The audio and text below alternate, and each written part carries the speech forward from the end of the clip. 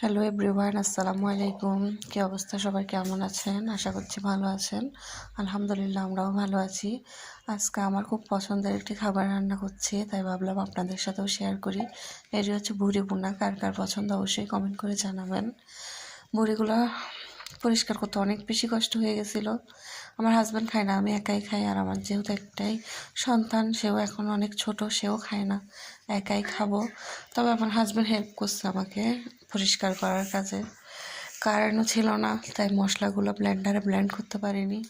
ভুড়িগুলোই তো খুব ভালো করে ধুয়ে নিয়েছিলাম। এখন পাতিলে দেওয়ার আগে আরেকবার ভালো করে পরিষ্কার পানিতে ধুয়ে নিচ্ছি। ধুয়ে এক এক করে ভুড়িগুলো পাতিলে দিয়ে দিচ্ছি। আমি ভুড়িগুলো একটু বড় সাইজ করে কেটেছিলাম, এগুলো রান্না হতে হতে আরও ছোটো হয়ে যাবে। আর এগুলো যেহেতু আমি ভাজা ভাজা করবো, আরও বেশি ছোটো হয়ে যাবে। দেখবেন আপনারা ভিডিওতে সব কিছুই আসলে রেকর্ড করা হয়েছে এখানে। আর আমাকে ভিডিওতে হেল্প করার মতো কেউ নাই। আমার হাজব্যান্ড যেহেতু জব করে, সন্তানও ছোটো, ভিডিও করার কোনো স্টার নেই। আমি এখনও নতুন, সেজন্য এক হাত দিয়ে রান্না করি, এক হাত দিয়ে ভিডিও করি, তাই ভিডিওর কোয়ালিটি এতটা ভালো না। সবাই মানিয়ে নেবেন। তো এক এক করে থেতো করে রাখা মশলাগুলো দিয়ে দিলাম। রসুন বাটা, আদা বাটা, তারপরে দিয়ে দিচ্ছি বেশি পরিমাণে পেঁয়াজগুলো কুচি করে দিয়েছি, তাই একটু হাত দিয়ে কষলে দিচ্ছি। এখন এখানে কিছুটা পরিমাণ তেজপাতা দিয়ে দিচ্ছি কিছু এলাচ। আমার কাছে গরম মশলা গোটা ছিল না, গুঁড়া আছে, শেষে গুঁড়া অ্যাড করে দিব। তারপরে দিয়ে দেবো এক এক করে গুঁড়া মশলাগুলো। এখানে গুঁড়া মশলার মধ্যে দিচ্ছি স্বাদ মতো লবণ। এখানে ভুড়ি ছিল 1 কেজি পরিমাণ। প্রসেস করার আগে ছিল 1300 গ্রাম, প্রসেস করার পরে হয়তো 1 কেজি। অনেক ময়লা আবর্জনা গিয়েছে তাই। তারপরে দিয়ে দিলাম এক এক করে হলুদের গুঁড়া, মরিচের গুঁড়া একটু বেশি করে দিচ্ছি, কারণ ভুড়ি ঝাল ঝাল হলে খেতে খুব ভালো লাগে আমার কাছে। তারপরে দিয়ে দিচ্ছি গুঁড়া মশলার মধ্যে ধনিয়া, জিরা, মৌরি সব কিছু একসাথে মিক্স করে গুঁড়া। তারপরে দিয়ে দিচ্ছি কিছুটা পরিমাণে গরুর মাংসের মশলা। সব কিছু দিয়ে এখন দিয়ে দেবো এখানে পরিমাণ মতো তেল দিয়ে এখানে একটা বড় কুচি করে রেখেছিলাম টমেটো, সেটাও দিয়ে দিলাম। সবগুলো উপাদান একসাথে দেওয়া হয়ে গেলে খুব ভালো করে হাত দিয়ে মেখে ম্যারিনেট করে নিব। আগে তো বললাম একাই ভিডিও করি, এক হাত দিয়ে ভিডিও করি, এক হাত দিয়ে রান্নাবান্না করি, তাই সব কিছু দেখানো সম্ভব হয় না আসলে। খুব ভালো করে বড়িগুলো মেখে নিচ্ছি, মেখে পানি দিয়ে চুলায় দিয়ে দিব। এই তো বড়িগুলো প্রায় মাখানো হয়ে গেছে। আমি অনেকক্ষণ সময় নিয়ে মাখিয়েছিলাম, সব কিছু আসলে রেকর্ড করা হয়নি। খুব ভালো করে মাখাচ্ছি বড়িগুলো। তো মাখানো প্রায় শেষ। এখন এখানে পানি দিয়ে চুলায় দিয়ে দিব।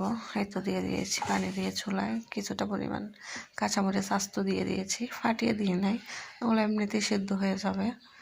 এই তো ভুড়িগুলো রান্না হচ্ছে। দেখেন কতটা পরিমাণ পানি বের হয়েছে ভুড়ি থেকে। এখন নেড়ে চেড়ে কষিয়ে নিচ্ছি। ওগুলো অনেক সময় ধরে জাল করতে হয় আসলে। আমার প্রেশার কুকার ছিল, চাইলে প্রেশার কুকারে দিতে পারতাম, দিইনি। বলতেছি কষিয়ে রান্না করলে ভালো হবে হয়তো। নিজের সংসারে প্রথম ভুড়ি রান্না করতেছি। আগে তো বাবার বাড়িতে খেয়েছি, শ্বশুর বাড়িতেও খাইনি, তারা তেমন একটা পছন্দ করে না। এই তো আমার ভুড়িগুলো প্রায় কষানো হয়ে গেছে। সামান্য পরিমাণ পানি আছে, তাও পানি ছিল না, পানি শুকিয়ে গেছিলো। আমি সামান্য পরিমাণ পানি দিয়ে আরও ভালো করে কষাচ্ছি। খুব ভালো করে ভুড়িগুলো কষিয়ে নিচ্ছি।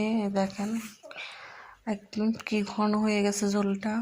টমেটো সব মশলা একটু বেশি পরিমাণে দেওয়ার কারণে আমি এমনিতেও গরুর গোস্ত, মুরগির গোস্ত বলেন, মাছ বলেন, পেঁয়াজের পরিমাণটা একটু বেশিই দিই।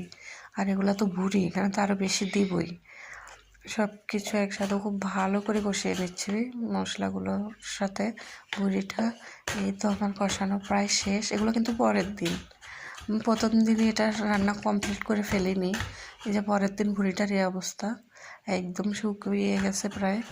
এই অবস্থায় কিন্তু পরোটা দিয়ে খেতে খুব দারুণ হয়। তা আমি খাইনি, আমি এগুলোকে একটু কালো ভুনার মতো করব। তাই কড়াইতে একটা ফ্রাই প্যান বসিয়ে প্যানটা গরম করে কিছুটা পরিমাণ তেল দিয়ে দিয়েছি এখানে।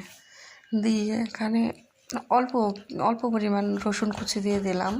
তারপরে গোটা জিরার ফোড়ন দিব, গোটা জিরার ফোড়ন আর এরকম রসুন ফোড়ন দিলে আমার খুব ভালো লাগে খেতে, একটা খুব ভালো স্মেল আসে। আপনারা ট্রাই করে দেখবেন ভালো লাগলে। এই তো রসুনগুলো প্রায় ভাজা হয়ে গেছে। এখন এখানে দিয়ে দিব বেশ কিছু পরিমাণ গোটা জিরা, সব কিছু একসাথে ভালো করে নেড়ে ছেড়ে ভেজে নিব। সব লাল লাল হয়ে গেলে তারপর এখানে আমি ভুঁড়িটা অ্যাড করব এক এক করে।